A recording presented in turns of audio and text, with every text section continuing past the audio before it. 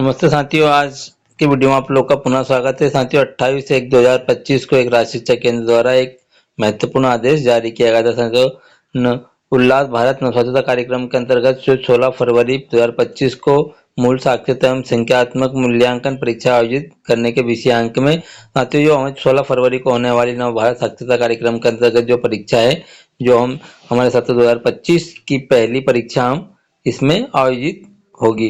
अब साथियों, इसमें क्या क्या दिशा है, क्या क्या निर्देश है, इसमें हमें कैसे आयोजित करना है, इसमें क्या क्या प्रक्रिया रहेगी, इस बारे में हम निर्देश और हमें कौन कौन से प्रपत्र तैयार करने हैं, किस तरह से उसकी ऑनलाइन प्रविष्टि होगी, क्या समय रहेगा, उसके बारे में हम जानते हैं। अब इसके बारे में हम कुछ निर्देश को पढ़ लेते हैं। साथियों, यहाँ पर अब कुछ ज़्यादा कुछ निर्देश है जो हम कुछ हमारी मीटिंग के द्वारा साक्षरता के संबंध में हमारे संकुल समन्वयक द्वारा हमें काफ़ी कुछ दिया गया। साथियों, इसमें हमें अक्षरों को चिन्हित करना था और चिन्हित करने के बाद उन्हें NIPL ऐप के माध्यम से हमें उनका रजिस्ट्रेशन ऑनलाइन प्रविष्टि करनी थी।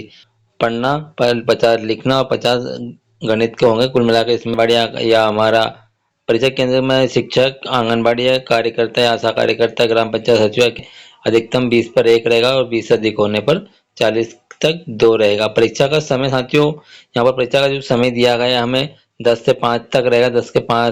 10 बजे से 5 बजे तक हमें परीक्षा आयोजित करना और परीक्षा का समय 3 घंटे तक रहेगा। समझ में आ चुका है कि हमें 10 से 5 के बीच में लेना। अब सीखो साथियों, यहाँ पर थोड़ा हम नीचे आते हैं। डाटा संकलन, डाटा प्रेषण। डाटा संकलन परीक्षा की दोपहर 1 बजे से RSK.in पर या NIL ऐप जो मोबाइल ऐप है जिसमें एंट्री हमें करना है और उसमें नोडल शिक्षा अधिकारी, परीक्षक और समग्र ID के आधार पर हमें ऑनलाइन प्रविष्टि करनी है। साथियों, हमें समग्र ID, हमारे जो आसाक्षर साथी है उनकी समग्र ID हमारे पास होना बहुत ही अनिवार्य है। उसके माध्यम से हम ऑनलाइन प्रविष्टि कर पाएंगे। साथियों, यह 1 बजे से 16 तारीख के दिन 1 बजे से पोर्टल ओपन हो जाएगा। उसकी ऑनलाइन प्रविष्टि कैसे करनी है साथियों, इसके बारे में हम आपको विस्तृत रूप से बता देंगे।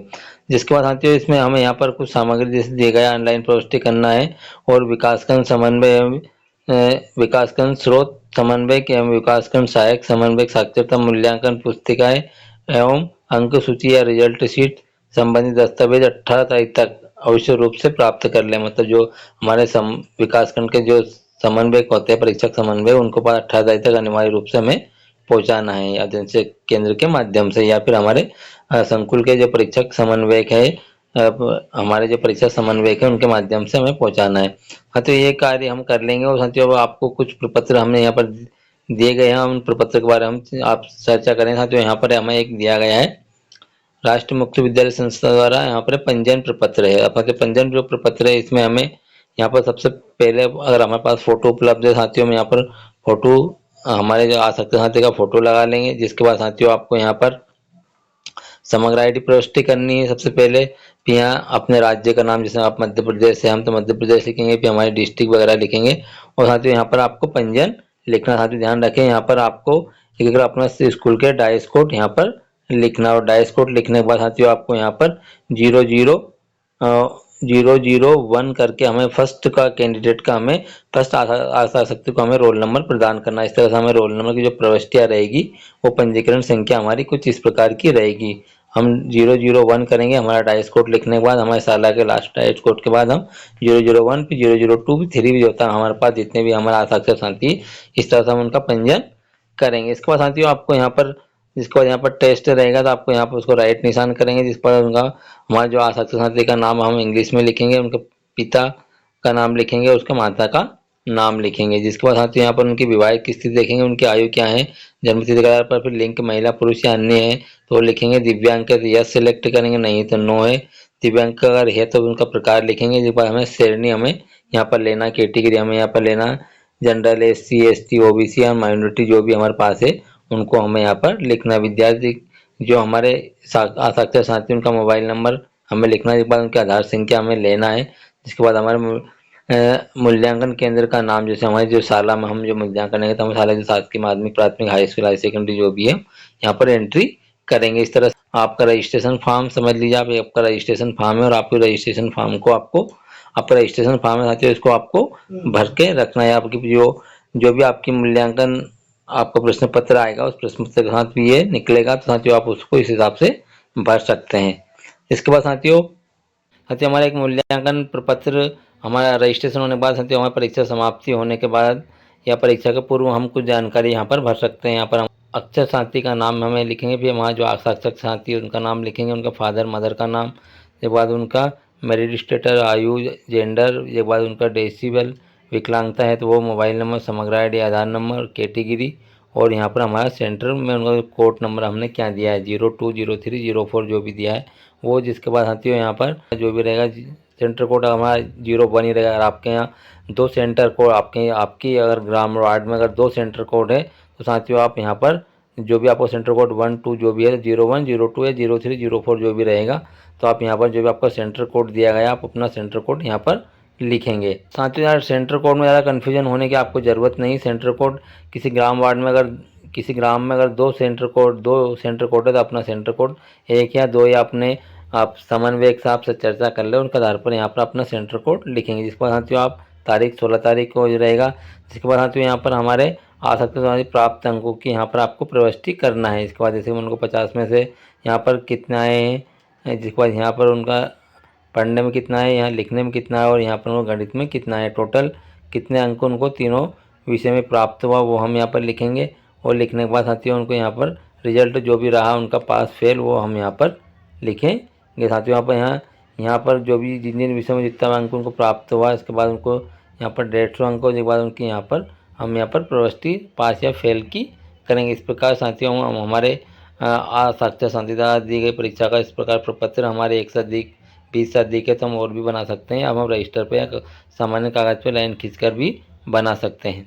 साथियों रिजल्ट शीट तैयार होने के बाद साथियों हमें कुछ यहाँ पर हमें वर्गवार जानकारी नव साक्षरता की हमें देना है। तो साथियों यहाँ पर आप अपनी संस्था का नाम लिखेंगे, अपना संस्था का डाइस कोड लिखेंगे, यहाँ पर आपका टोटल महिला पुरुष जो आपकी यहाँ परीक्षा में आपका यहाँ पर है जिस पर आपके यहाँ पर सम्मिलित महिला पुरुष की आप टोटल महिला पुरुष यहाँ पर लिखेंगे। जिस पर आपके यहाँ SC कैटेगरी में कितने महिला पुरुष आपके यहाँ सम्मिलित हुए, जिस पर ST में कितने हुए, जिस पर माइनॉरिटी या फिर OBC या जनरल कैटेगरी में आपके सम्मिलित महिला पुरुष की जानकारी यहाँ पर भरेंगे।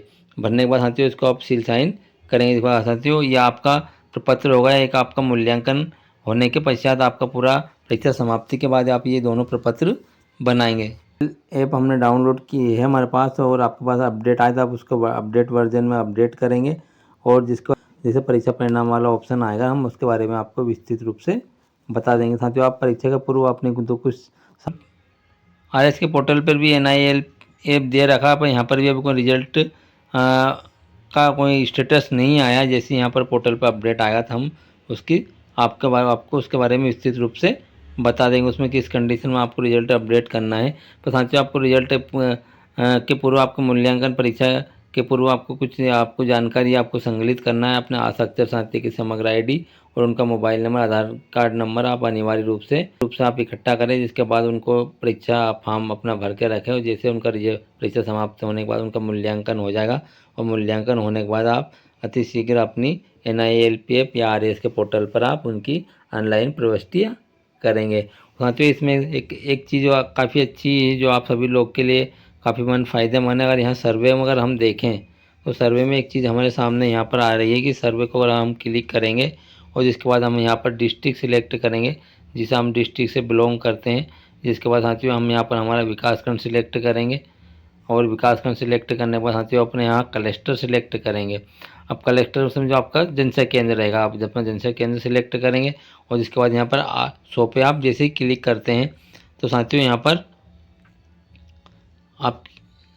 आपकी साथियों यहाँ से आप अपना स्कूल का डाइस कोड डालेंगे, डाइस कोड डाल के भी सर्च कर सकते हैं। डाला और डाइस कोड डालने के बाद हमारी शाला यहाँ पर खुली है और हमारे यहाँ जनगणना के अंतर्गत यह बताया गया है कि हमारे यहाँ पर 57 ऐसे व्यक्ति है, ऐसे हस्ताक्षर है जिनको हमें यहाँ पर सर्वे में उनको हमने सम्मिलित हमारे यहाँ 57 व्यक्तियों के नाम आ रहे हैं और जिसके बाद हम 57 में 42 पास हो चुके हैं जिनको हम परीक्षा दिला चुके हैं और 15 ऐसे है जो हमारे पास शेष बचे हैं। अब साथियों हमें इन जो शेष बचे इनको हस्ताक्षरों को हम परीक्षा में सम्मिलित करेंगे और इनको ही हमें परीक्षा में सम्मिलित करने का है क्योंकि RS के पोर्टल में अगर इन 42 में से हम किसी और को लेंगे तो ये पोर्टल इनको नहीं लेगा क्योंकि ये ऑलरेडी पोर्टल पर ऐड हो चुके हैं और उनका रिजल्ट पास हो चुका है। तो जैसे हम यहाँ 15 पे क्लिक करते हैं साक्षर साथी की सूची आ जाएगी। आप एक से अधिक देखना चाहते हैं, आप संख्या आपकी अधिक है, तो आप यहाँ पर 10 को क्लिक करेंगे तो यहाँ पर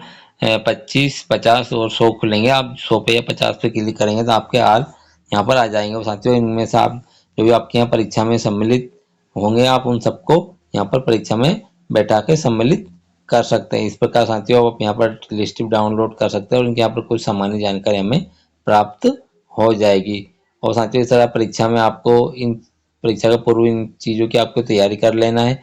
और तैयारी करने के बाद साथियों, आपको 16 तारीख को होने वाले रविवार की परीक्षा को आप सफल तैयारी करने के बाद साथियों अपनी परीक्षा को आप सफल बना सकते हैं। साथियों, वीडियो कैसा लगा? आपको वीडियो पसंद आए तो वीडियो को लाइक करें, कमेंट करें, शेयर करें और मिलते हैं साथियों नए वीडियो में नई जानकारी के साथ। जब तक सभी साथियों को नमस्ते, धन्यवाद।